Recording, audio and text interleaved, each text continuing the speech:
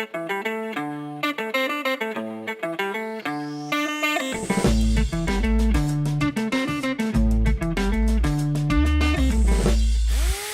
right, guys, welcome to another episode of Renovate This. In this episode, we're going to talk today about real-life experiences. I speak with a lot of people, a lot of clients on an everyday basis, and one of the best parts of doing so is there is not one scenario that is the same as everybody else's. So what I want to do in some of these episodes is take some time and go through some of these scenarios. Obviously, we're not going to talk about people's names or actual property addresses or things like that. But what we're going to do is talk about what those scenarios look like, and then see if they, hopefully maybe that'll give you guys some information as you're moving down the line, as you're looking at properties and looking at opportunities that are out there. So this one opportunity that came across my desk the other day. I had a realtor call me from one of my good realtor offices that was letting me know that she had a client that was super interested in this property. They were going to go under contract. They were going to do a straight FHA loan.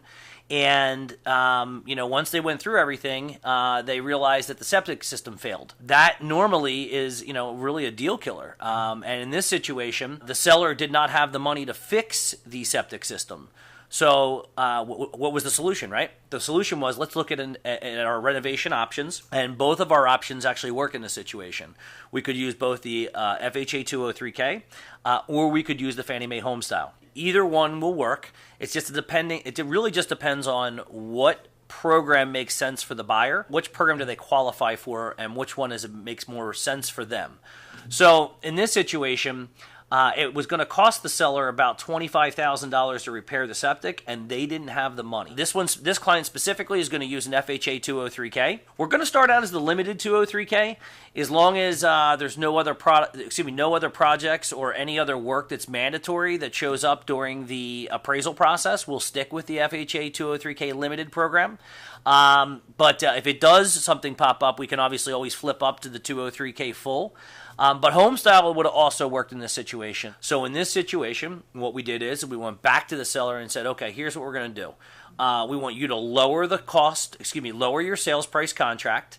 And in doing so, we will build in the cost of the septic into the renovation budget, and we will fix the septic after closing.